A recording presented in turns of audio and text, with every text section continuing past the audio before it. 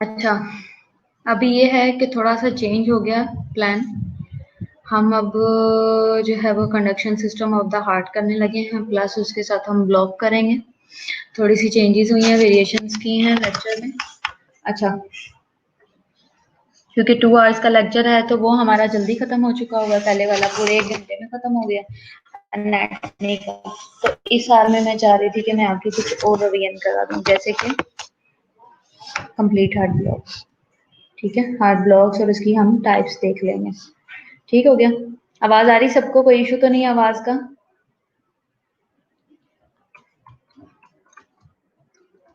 कोई इशू तो नहीं है?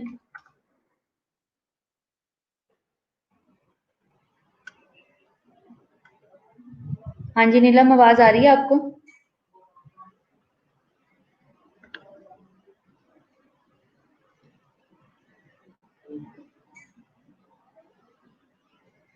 ओके।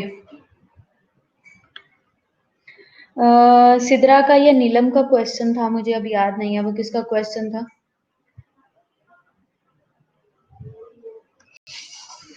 आवाज नहीं आ रही आपको? सादिया, सादिया और नीलम। जूलियस को भी नहीं आ रही, फिर हबीबा को कैसे आ रही है? इफरा को आ रही है।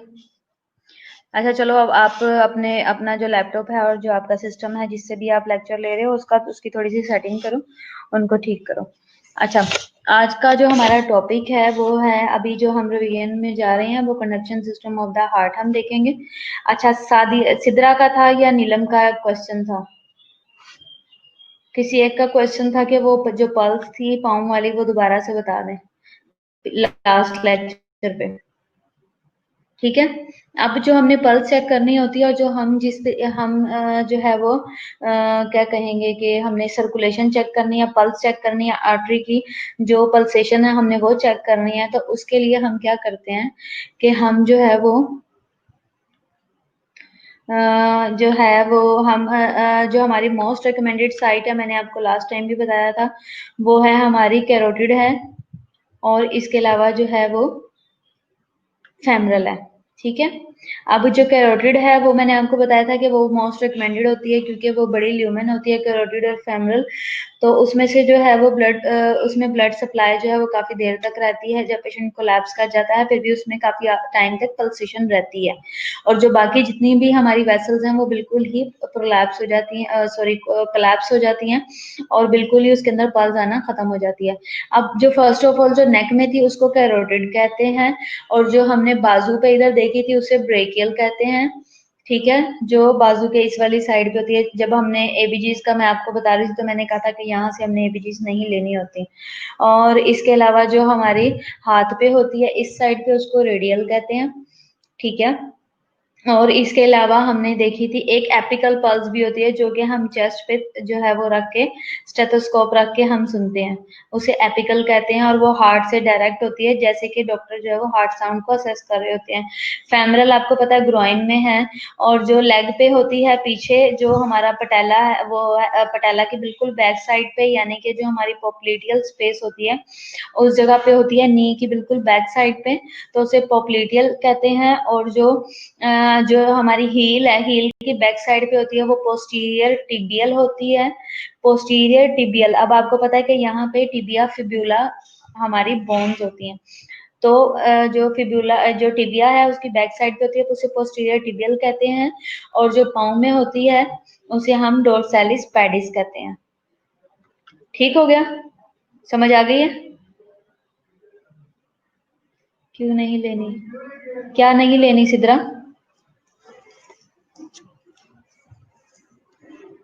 क्वेश्चन पूरा लिखा करो, क्या नहीं लेनी, क्या पूछना चाह रहे हो।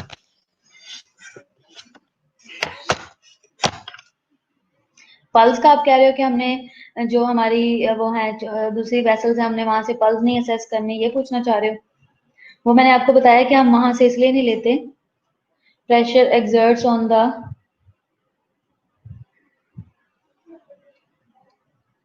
एबीजीज।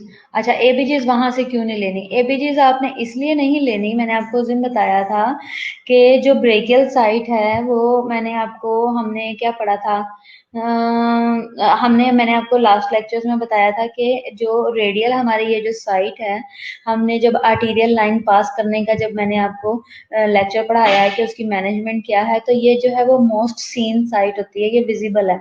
इधर कोई भी इंफेक्शन होगा, कुछ भी होगा, ओजिंग होगी, अपनी जगह से रिमूव हो जाएगी, पुल हो जाएगी, तो वो हमें नजर आता है रेडियल पे। मोस्ट रिकमेंडेड साइड जो है वो रेडियल है। फिर उसके बाद आ जाती है बात ब्रेकियल की। ब्रेकियल में ये है कि जो आर्टरी है वो डीप होती है और हमारी नजरों के सामने नहीं होती, और अगर पेशेंट का कपड़ा आ जाता है वहां पे या किसी ने कफ लगा दिया तो वो तब भी मिस हो जाती है, और फिर वहां से जो आर्टरी है उसके कैथेटर है जो हमने पास किया हुआ, उसके पुल होने के चांसेस बहुत ज्यादा होते हैं, फर्दर इंजरी के चांसेस बहुत ज्यादा होते हैं। इस वजह से ब्रेकियल जो है वो इतनी रिकमेंडेड नहीं होती, और उसी तरह फेमरल भी। तो हमने मोस्ट विजिबल और मोस्ट एक्सेसिबल साइट को चूज करना होता है, अदरवाइज और भी बहुत सारी साइट्स हैं जहाँ पे हम कर सकते हैं। ठीक है, समझ आ गई है। नेक्स्ट लेक्चर पे चलें। Next lecture. अच्छा, हम क्योंकि कंडक्शन पढ़ रहे हैं तो electrical system of the heart, radial ज्यादा पेनफुल है ब्रेकियल की बजाय। नहीं, पेनफुल का इतना नहीं होता, लेकिन ये एक्चुअली ज्यादा सेंसिटिव जगह है, तो इस वजह से ज्यादा पेनफुल फील होती है। लेकिन जो पेशेंट के लिए बेनिफिट के लिए है वो तो हमारे पास रेडियल ही है। अच्छा, electrical system of the heart में जब हम चलेंगे, एक्सरे के लिए आप पूछ रहे थे हबीबा, एक्सरे जो है उसमें जो है वो हार्ट का साइज देखा जाता है। ठीक है, एक्सरे में। अब एक्सरे में दोनों तरफ रिब्स हैं, इस तरीके से रिब्स का केज बना होता है ना, ऐसे, और दरमियान में हार्ट आ रहा होता है। ठीक है। अब जो हार्ट होता है, अब जो हार्ट है, हार्ट के लिए हम क्या करते हैं कि हम ना इस तरीके से, आपने डॉक्टर को देखा होगा कि वो हार्ट के ऊपर इस तरीके से रखते हैं, इस तरीके से हार्ट को फिंगर्स के साथ असेस करते हैं। आपने कभी एक्सरे लेते हुए देखा, एक्सरे चेक करते हुए इस तरीके से दोनों फिंगर्स को जो है वो हार्ट का साइज देखते हैं, और जब हार्ट पे कंप्लीट मेजरमेंट हो जाती है तो फिर उसको जो रिब्स होती हैं, रिब्स के साथ इस तरीके से करके मेजर करते हैं।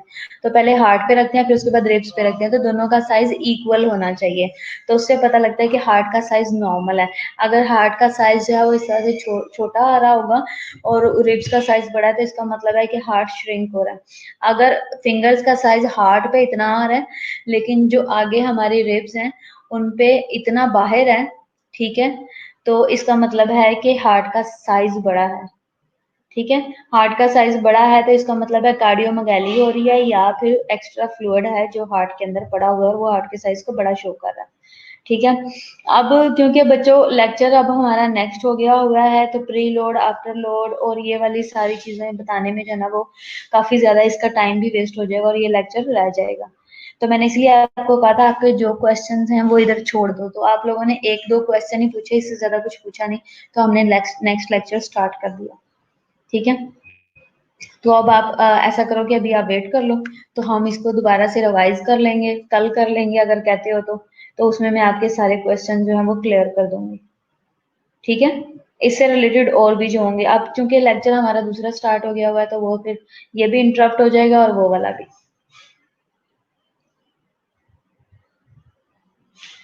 इलेक्ट्रिकल जो सिस्टम है हार्ट का वो क्या है, जो साइनो एट्रियल, सबसे पहले एसए नोड से होगा। मैंने आपको बताया था कि एसए नोड से करंट जनरेट होता है, एसए नोड से एवी नोड में जाता है, यानी कि एट्रियोवेंट्रिकुलर नोड में जाता है। एट्रियोवेंट्रिकुलर नोड से जो है वो करंट जो है वो जैसे ही एसए नोड में आया, एसए नोड ने बोथ एट्रियाज को दे दिया, बोथ एट्रिया से एवी नोड में गया।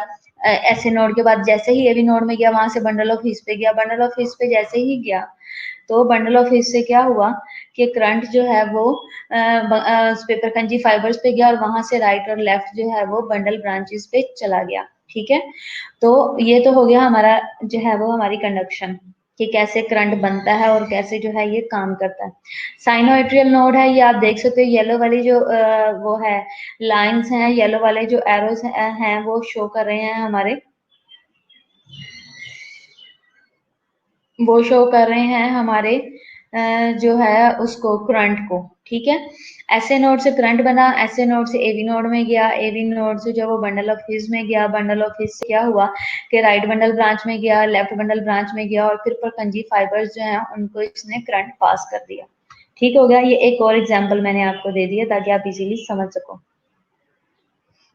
इसके बाद क्या है, नॉर्मल हमारा कंडक्शन का पाथवे क्या है, ऐसे नोड, एट्रियल मसल्स, ठीक है, बोथ एट्रियाज। मैंने आपको क्या कहा कि ऐसे नोड से जब करंट जनरेट होता है तो वो बोथ एट्रियाज पे एट अ टाइम जाता है। ठीक है, फिर इसके बाद क्या आ गया,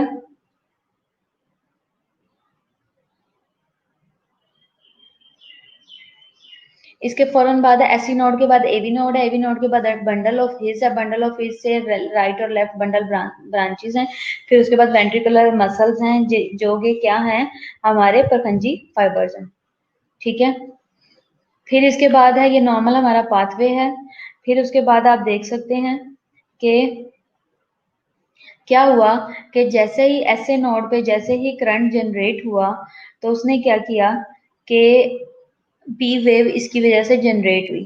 ठीक है, पी वेव हुई है तो ऐसे नोड से जैसे करंट पास हुआ तो पी वेव हो गई है। अब नेक्स्ट पिक्चर में आप देख सकते हो कि बोथ एट्रिया से जब एवी नोड पे गया है तो पी जो है वो रिलैक्स हो गई है। जब पी रिलैक्स हुई है तो पी आर इंटरवल बन गया, पी और आर के दरमियान का जो डिस्टेंस है वो क्रिएट हो गया जब ऐसे नोड से एवी नोड में गया तो। ठीक है, अब वन में क्या है, एट्रियल डीपोलराइजेशन हुई तो इनिशिएट हो गया बाय द ऐसे node causes the P wave बन गई है। दूसरे में क्या है, विद द एट्रियल डीपोलराइजेशन, जैसे ही एट्रियल डीपोलराइजेशन हुई है कंप्लीट हो गई है तो इम्पल्स जो है वो डिले हुई है at the AV node, AV node तक जाने में जो डिले हुआ है उससे जनरेट हुआ पी आर इंटरवल। ठीक हो गया। अब क्या है, थर्ड पे क्या है, जो वेंट्रिकल्स हैं, अब उसने क्या किया, एवी नोड से बंडल ऑफ हिज में गई, बंडल ऑफ हिज से आप देख सकते हो कि राइट और लेफ्ट बंडल ब्रांचेस भी है। इसने क्या किया कि इसने वेंट्रिकल्स जो हैं उनकी डीपोलराइजेशन करवा दी है। पहले एट्रियास की कराई, फिर वेंट्रिकल्स की करा दी। बिगिंस एट एपेक्स, एपेक्स से ये स्टार्ट हो गया, causing the QRS complex atrial repolarization आपका।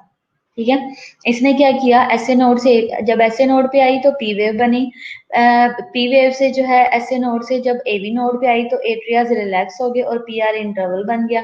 फिर उसके बाद क्या हुआ कि जैसे ही ये बंडल ऑफ हिस पे आई है तो इसने क्या किया कि वेंट्रिकुलर डीपोलराइजेशन करवा दिया। तो जब वेंट्रिकुलर डीपोलराइजेशन हुई है एपेक्स पे तो उससे क्या हुआ कि क्यू आर एस कॉम्प्लेक्स बन गया। ठीक है, पहले बनी पी, पी के बाद ये आप लाइट कलर देख रहे हो, सबको नजर आ रहा है लाइट कलर, लाइट कलर सबको नजर आ रहा है, ये ग्रीन सा।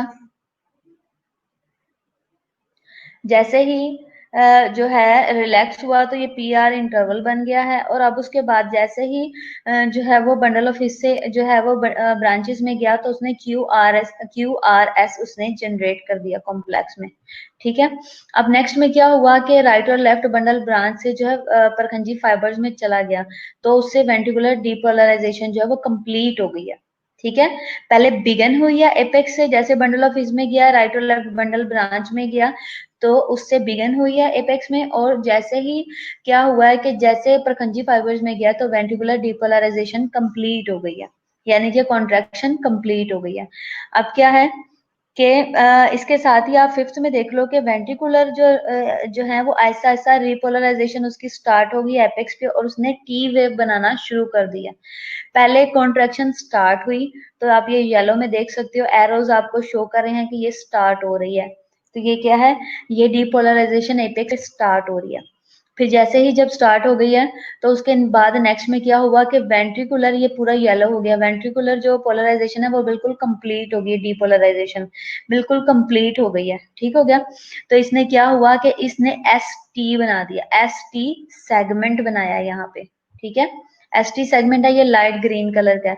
जैसे ही कंप्लीट होगी वेंट्रिकुलर डीपोलराइजेशन तो उससे क्या होगा कि एस टी सेगमेंट जनरेट होगा, जैसे पी आर जनरेट हुआ ना ऐसे ही एस टी सेगमेंट हुआ। अब एस टी सेगमेंट में तो जनरेट हो गया, करंट भी पूरा हो गया। अब जो कॉन्ट्रैक्ट जो डीपोलराइजेशन पोलराइज हुआ है वो रीपोलराइज भी तो होगा ना। जो एक दफा कॉन्ट्रैक्ट हुआ है वो रिलैक्स भी होगा। तो जैसे ही रीपोलराइजेशन स्टार्ट हुई है एपेक्स की, तो इसने टी वेव बना दिया। पहले एस बनाया, एस टी जंक्शन बनाया, अब उसने साथ ही टी वेव तक चला गया।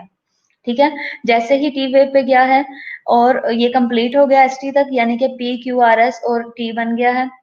अब क्या हुआ कि जब वेंट्रिकुलर रीपोलराइजेशन कंप्लीट हो गया, पहले स्टार्ट हुई जब कंप्लीट हुई तो एस टी जंक्शन बना। जब रीपोलराइजेशन शुरू हुई तो टी वेव बन गई, और जब कंप्लीट हो गई तो रीपोलराइजेशन कंप्लीट हो गई, और टी के बाद एक जो है वो फ्री वेव आई है, जिसके बाद पी वेव स्टार्ट होनी है। ठीक है, ये एक लाइन स्ट्रेट हुई है, और इसके बाद अगला दोबारा से यही वाली चीज शुरू हो जाएगी जो कि फर्स्ट में थी एस से नोड से। अब ये जो टी के बाद जो लास्ट वाला 6 आपको नजर आ रहा है सबको, 6 पे जो साइड ग्रीन हुई है टी के नीचे, नजर आ रही है सबको? ये वाली जो लाइन है जो ये ग्रीन हुई है, बेसिकली ये पी से पहले वाली ये वाली लाइन है, जो कि हर एक कॉम्प्लेक्स में आती है। ठीक है, समझ आ गई? क्यू आर एक्स कॉम्प्लेक्स जो है वो हमारे रिप्रेजेंट करते हैं वेंट्रिकुलर डीपोलराइजेशन को। जैसे कि अभी हमने पढ़ा था, जब डीपोलराइजेशन जैसे ही स्टार्ट होती है तो क्यू आर एस बन जाता है। जो पी वेव है वो एट्रियल डीपोलराइजेशन को शो करती है। जो टी वेव है वो रिप्रेजेंट करती है वेंट्रिकुलर रीपोलराइजेशन को। ठीक है, जैसे हमने पढ़ा आर वेव जो है वो इनिशियल करती है पॉजिटिव डिफ्लेक्शन को, एस वेव जो है वो नेगेटिव डिफ्लेक्शन को करती है फॉलो, और फिर क्यू वेव जो है वो फर्स्ट डाउनवर्ड वेव होती है। क्यू आर एस कॉम्प्लेक्स की क्यू वेव जो है वो ऑफन एब्सेंट होती है। ये कब जनरेट होती है, कब हमारे पास शो होती है क्यू वेव? जब हमारे पास पेशेंट जो है वो ओल्ड एम आई के साथ होता है। पेशेंट हमारे पास हार्ट पेशेंट है लेकिन पुराना है, उसको पहले से ही कोई कुछ जो है हार्ट अटैक वगैरह पहले से ही हुआ हुआ है, और अब हमारे पास सेकंड या थर्ड जो है वो अटैक के साथ हमारे पास आया है। जब हम कहते हैं कि ये पेशेंट जो है वो ओल्ड एम आई है, ये रिसेंट नहीं है, चेंजेस जो हैं ये अभी तक इसकी जो है वो एलिवेशन ही आ रही हैं, लेकिन ये ओल्ड है, तो कैसे पता लगता है? बेसिकली जो क्यू वेव होती है वो हमें बताती हैं कि ये एम आई रिसेंट नहीं है, क्यू वेव जनरेट हो जाती है। क्यू वेव जो जनरेट होती है बेसिकली वो बताती है कि डैमेज हो चुका हुआ। ठीक है, ये अब आप देख लो कि सारी ईसीजी को अलग अलग पॉइंट्स में दिया हुआ और इन सब के नंबर्स हैं। ठीक है, जैसे पी आर इंटरवल है, मैंने आपको बताया था, ये पी आर सेगमेंट है। क्यू वेव है, क्यू आर एस कॉम्प्लेक्स है, क्यू आर एस को कॉम्प्लेक्स साथ लगाया जाता है, ये बोला जाता है। एस और टी जंक्शन जो है इसे एस टी सेगमेंट कहा जाता है। और Q और T भी होता है, इनकी भी अलग से डिवीजन है, इनका अलग से पार्ट है। QT इंटरवल बोला जाता है, PR इंटरवल और QT इंटरवल। QT इंटरवल बढ़ जाता है जब आपने अक्सर आजकल सुना होगा कि हाइड्रोक्लोरोक्विन नहीं देने से QT इंटरवल बढ़ जाता है। आजकल आप पढ़ रहे होंगे, जगह जगह कॉम्प्लिकेशंस लिखी हुई हैं, आपने पढ़ी होंगी हाइड्रोक्लोरोक्विन की हार्ट पेशेंट को नहीं देनी। तो बेसिकली इसका ये इफेक्ट होता है। तो ये सारी चीजें हैं। अब हम देखेंगे कि ईसीजी लीड्स कैसे लगाई जाती हैं, इसको हम थोड़ा सा गो थ्रू कर लेंगे। ठीक है, V1 है, V2 है, V3 है, V4 है, V5 है, V6 है, ये चेस्ट लीड्स हैं। लिम लीड्स में जो है वो रेडियो और गुड बुक हमने पढ़ा हुआ है। ठीक है, फिर उसके बाद है, ये हो गया, ये लीड्स होगी। डेफिनेशन क्या है, अब हम देखेंगे कि हमने सारी ईसीजी वगैरह की तो बात कर ली है, हमने हार्ट की कंडक्शन की समझ आ गई सबको? कंडक्शन का कोई क्वेश्चन है, कोई क्यूरी है आपकी कंडक्शन पे?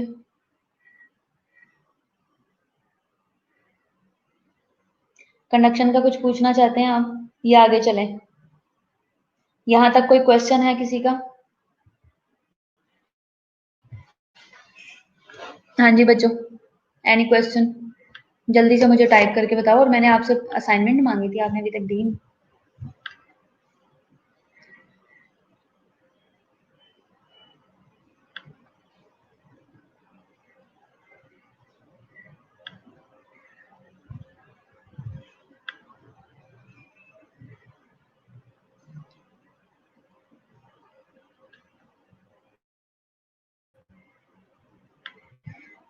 अच्छा, अब हार्ट ब्लॉक क्या है? हार्ट ब्लॉक जो है वो एबनॉर्मल रिदम है। ठीक है, किस चीज का? Where there heart where the heart beats too slowly. ठीक है। ये एक एबनॉर्मल रिदम है जिसके अंदर हार्ट बहुत स्लोली जो है वो बीट करता है, इसको ब्रेडिकार्डिया कहते हैं। और इस कंडीशन में क्या होता है कि इलेक्ट्रिकल सिग्नल जो है वो बताते हैं कि हार्ट जो है signal that tell the heart to contract are partially or totally blocked between the upper chambers atria में and the lower chambers ventricles में, ठीक है। अब ये जो सिचुएशन है इसमें जो हमारे पास इलेक्ट्रिकल सिग्नल्स आ रहे होते हैं जो कि ईसीजी पे शो हो रहे होते हैं, वो हमें बताते हैं कि हार्ट की जो कॉन्ट्रैक्शन है ना वो पार्शियली है, पार्शियल हो गई हुई है या फिर टोटली ब्लॉक्ड है। कैसे, कहाँ पे, अपर और लोअर चैम्बर्स में। ठीक हो गया। अच्छा, दूसरा क्या है इसके अलावा, टाइप्स क्या है इसकी। फर्स्ट डिग्री हार्ट ब्लॉक है, सेकंड डिग्री है, सेकंड डिग्री को आगे दो में डिवाइड किया हुआ, और थर्ड डिग्री है जिसे कंप्लीट हार्ट ब्लॉक भी कहते हैं। हार्ट ब्लॉक में जो एक पोएम है कि आप देख सकते हो, if the R is far from the P then you have a first degree. ठीक है, अगर पी आर इंटरवल ज्यादा होगा तो वो क्या है, वो सीधा सीधा फर्स्ट डिग्री है। सेकंड डिग्री में क्या, इसके बाद क्या है,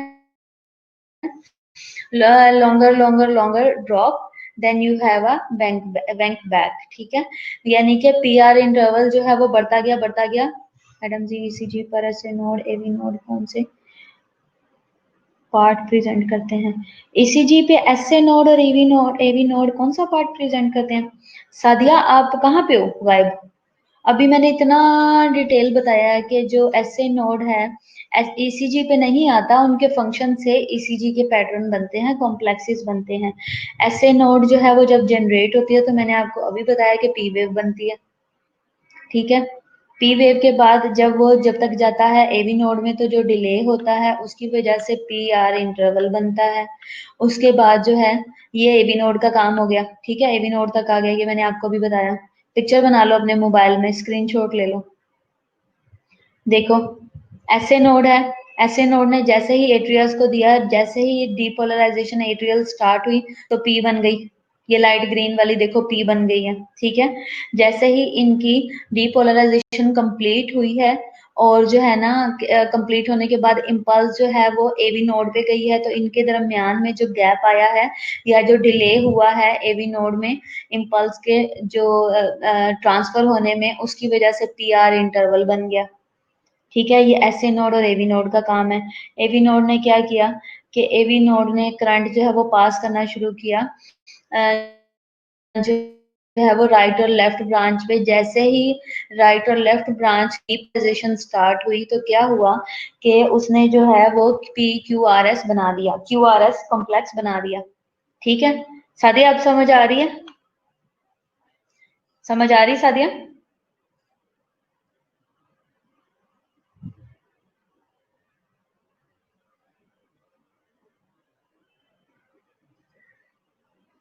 हाँ जी सादिया,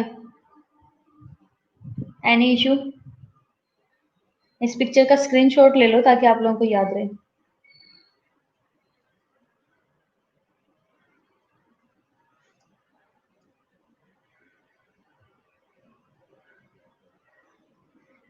हाँ जी बच्चों, चलूं आगे।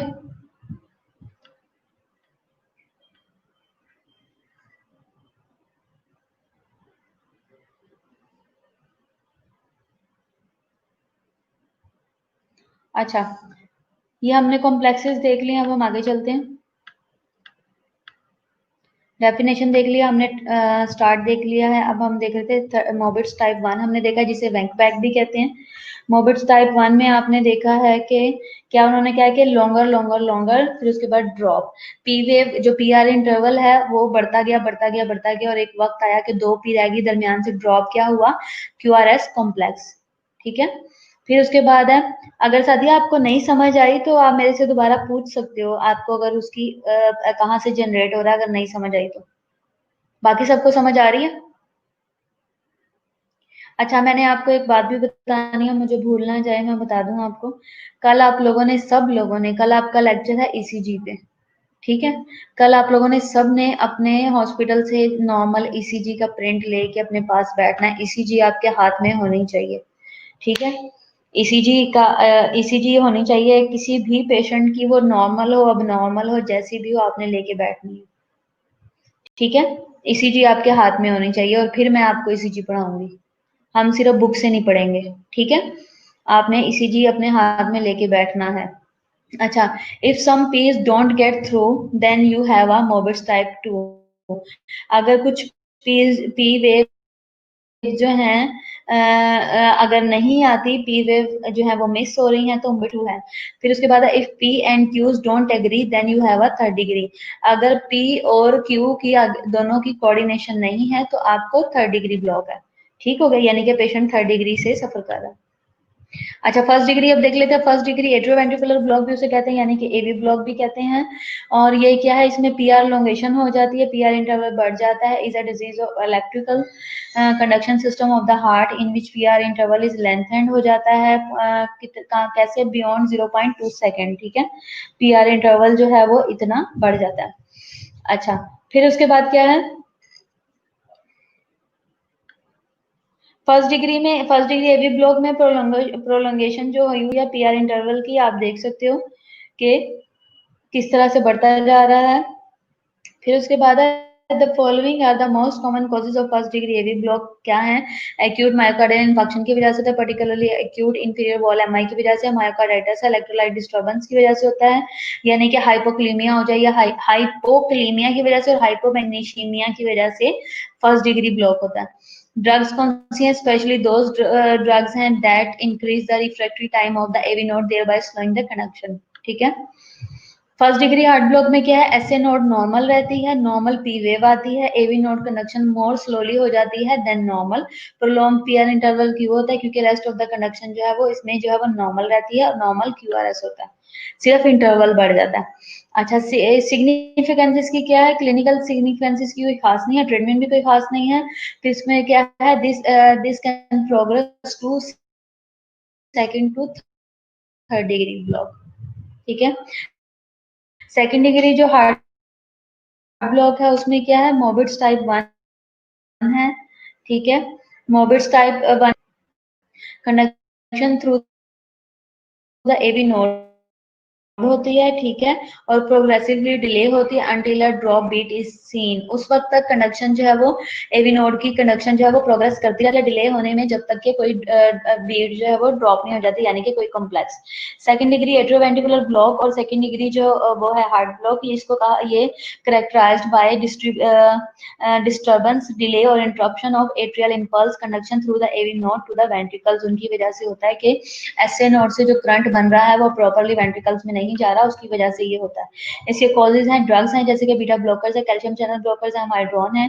इसके अलावा कार्डियोमायोपैथी इसकी वजह है, रोमैटिक फीवर है, मायोकार्डाइटिस है, वर्सिला जोस्टर है, वायरस जो है इसका, रोमैटिक डिजीज है, हाइपोक्सिया है, हाइपरक्लीमिया है, हाइपोथायरॉयडिज्म है, ठीक है? सेकेंड डिग्री जो हार्ट ब्लॉक है, मोबिट्स टाइप 2 से जो हम कहते हैं, मोबिट्स टाइप 1 है, उसकी ईसीजी आप देख सकते हो, ठीक है? क्या हुआ कि पी आर इंटरवल बढ़ता गया, यहाँ पे पहले थोड़ा था, इधर से बड़ा और ज्यादा हो गया। एरोज आप नीचे देख सकते हो, ये बढ़ते हुए को शो कर रहे हैं, फिर एरो और ज्यादा बड़ा हो गया, डिस्टेंस और ज्यादा हो गया। अब तीसरे में एक पी के बाद दरमियान में क्यू आर एस आना चाहिए था, ये क्यू आर एस है, ये आना चाहिए था, ये नहीं आया। एक पी के बाद दूसरी पी आ गई, यानी कि दरमियान की बीट मिस हो गई है, ठीक है? इसके क्लिनिकल सिग्निफिकेंस क्या है? स्लाइड सिम्टम्स है, फॉर एग्जांपल लेथार्जिक कंफ्यूजन होगा, ट्रीटमेंट में पेस मेकर चाहिए ड्यूरिंग डे और नाइट है, फिर उसके बाद ट्रीटमेंट इफ एट नाइट है। और फिर इसके अलावा सेकंड डिग्री टाइप 2 में क्या है, conduction through the AV node जो है वो कांस्टेंट रहती है, पीआर इंटरवल नॉर्मल रहता है, कांस्टेंट रहता है, ओकेजनली जो है वो कोई बीट जो है वो ड्रॉप हो जाती है। अब ये देखो पीआर इंटरवल, आप एरो देखोगे कितने प्यारे सेम एक ही साइज के चल रहे हैं, लेकिन क्या हुआ, दरमियान में दो पी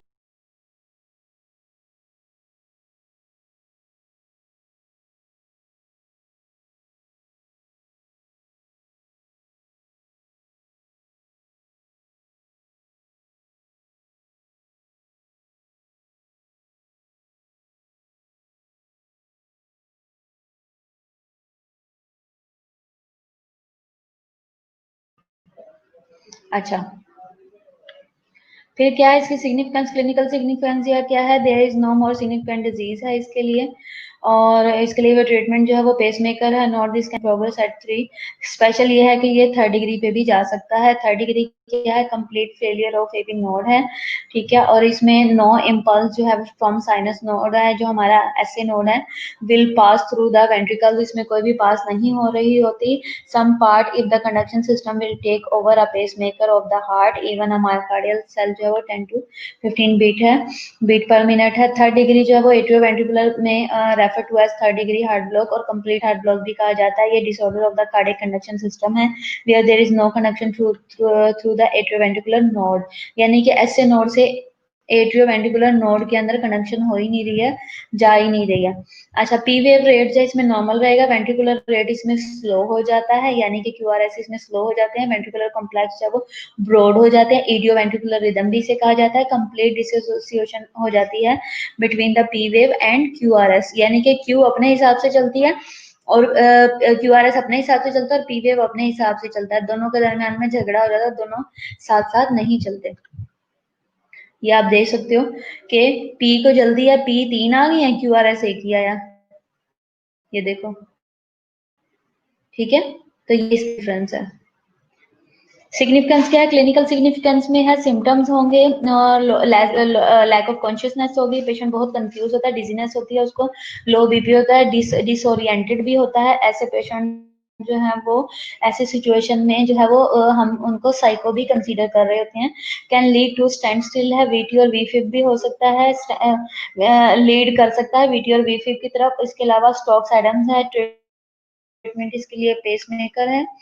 नर्सिंग मैनेजमेंट क्या है, आपने क्या करना है, असेस करना है हाई रिस्क पेशेंट को, मॉनिटर करना है ईसीजी ऑफ द पेशेंट को, असेस करना है family history of the heart disease को, असेस करना है history of smoking and alcohol को, मॉनिटर लैब वैल्यूज और अल्कोहल लैब्स है। फिर इसके अलावा आपने असेस करना है सीएडी को, कोरोनरी आर्टरी डिजीज, यानी कि वाइटल साइंस आपने केयरफुली मॉनिटर करने हैं।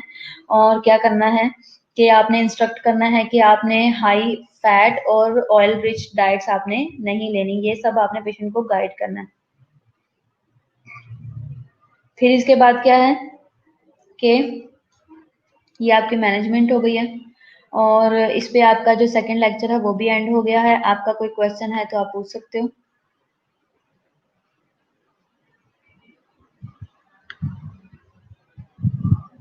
हाँ जी, क्वेश्चन पूछ सकते हैं आप, टाइम है, आप पूछ लें, आप जो भी पूछना चाहते हैं, सब बच्चे।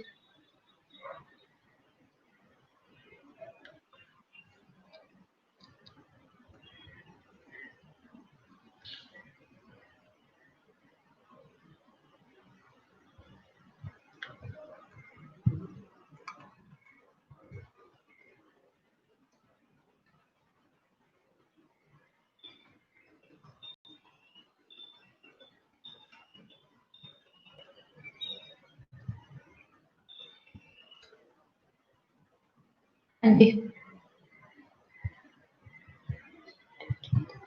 अच्छा नीलम, टेस्ट हमने रखा हुआ है आपका फ्राइडे को है, फ्राइडे को 4 से 5 टाइम मुझे बताया है हबीबा ने। आप लोगों का कोई टाइम है तो आप मुझे बता सकते हो जिसपे सब अवेलेबल हो। टेस्ट है आपका सैटरडे को और वो होगा 4 से 5 बजे के दरमियान में होगा। टेस्ट अपलोड कर दिया गया है, मैम अनीस का भी टेस्ट है, बल्कि उनसे भी आप टाइम ले लेना, उन्होंने टेस्ट कब रखा है। ये लेक्चर बुक में भी हैं, बुक में और भी वास्ट चीजें हैं, लेकिन आपकी जो है वो अंडरस्टैंडिंग के अकॉर्डिंग और हमारी सारी रिक्वायरमेंट के अकॉर्डिंग मैं लेक्चर बनाती हूँ। और उसमें मेरी ये कोशिश होती है कि आप उतना, आपको जितना पढ़ाएं उतना समझ आ जाए। तो रोनाल्ड, आपको कुछ ऐसा है जो समझ नहीं आया, लेक्चर से नहीं समझ आया और बुक से करना चाह रहे हो, कोई ऐसी सिचुएशन भी है?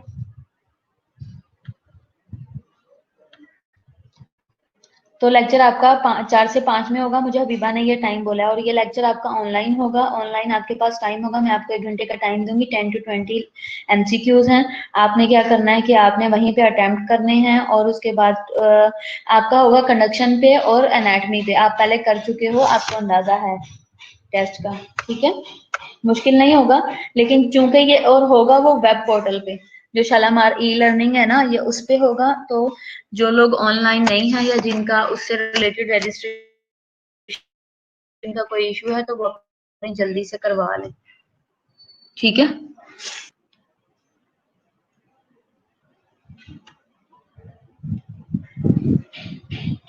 हाँ जी, सबको समझ आ गई। पोर्टल, हाँ जी, वेब पोर्टल पे होगा।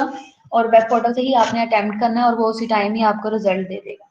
ठीक है, आपने पहले किया हुआ है, सारी चीजें आपको आइडिया है कि किस तरीके से सब चीजों को अटेम्प्ट करना है। बिल्कुल ऐसे ही है।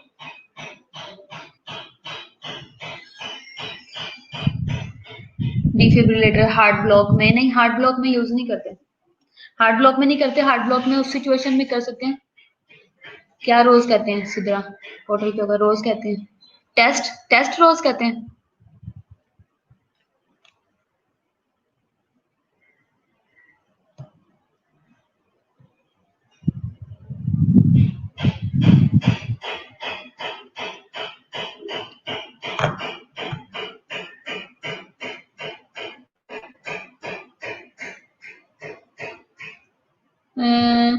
क्या रोनाल्ड, मुझे समझ नहीं आई मैम को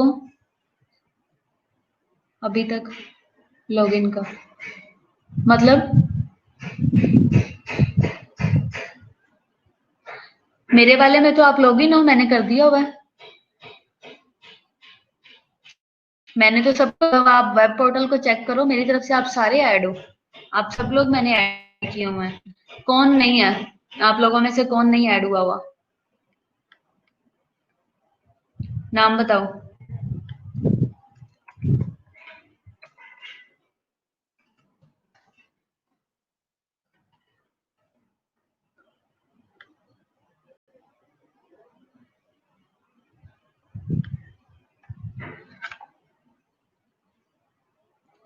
जितने लोग भी नहीं हो मुझे अपना नाम बताओ जल्दी से।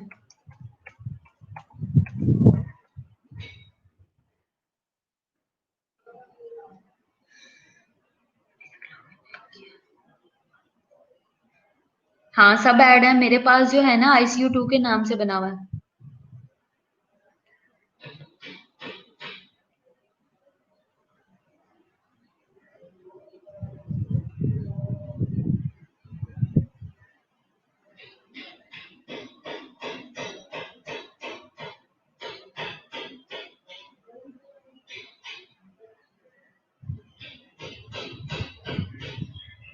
अच्छा, बात ये है कि मैंने आप लोगों का खुद ऐड किया हुआ है, मैंने खुद बनाया है, आपका लॉगिन हर चीज उसमें ऐड की है, आपको ईमेल भी आई होगी, आपकी ईमेल की वजह से ही बना हुआ है, आपको अटेम्प्ट करना नहीं आ रहा होगा। अच्छा, आपके दो हैं ICU, एक ICU 1 है और एक ICU 2 है। हो सकता है आपको ICU 1 का मसला आ रहा हो, मेरे ICU 2 मेरे पास है, उस पे मैंने आप सबको ऐड कर दिया, 1 का मुझे नहीं पता, वो मैं मनीष देख रही हूँ। ठीक है, मैं अभी घर जाती हूँ, मैं टाइम खत्म हो रहा है तो मैं आपको उसका स्क्रीनशॉट बना के भेज देती हूँ, आप सब लोग उसमें ऐड हो। ठीक है, तो आज आप ट्राई करो, आपको आपने जब टेस्ट के लिए अपेयर होना है तो आपको,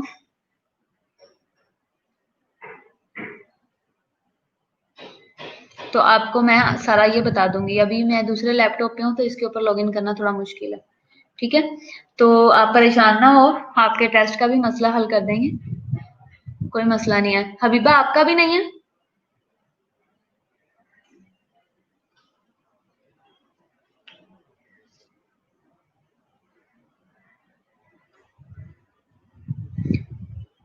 ठीक है, सिद्रा का, रोनाल्ड का मसला है।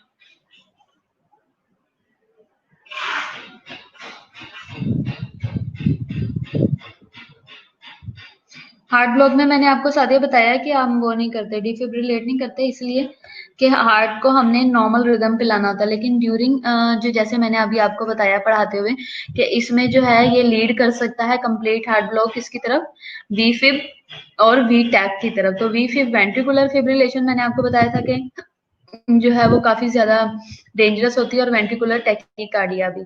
तो अगर ये इस सिचुएशन में चला जाता है तो फिर हमें जरूरत पड़ सकती है डिफिब्रिलेट करने की। ठीक है, चले अभी के लिए इतना बहुत है, हम लेक्चर को एंड करते हैं, और फिर नेक्स्ट जो है आप हम अपना टेस्ट करेंगे, कल आपने ECG लेके आनी है, कल हमारा ECG का बहुत इंपॉर्टेंट लेक्चर है, वो आपने मिस नहीं करना। ठीक है, चलो खुदा हाफिज सबको।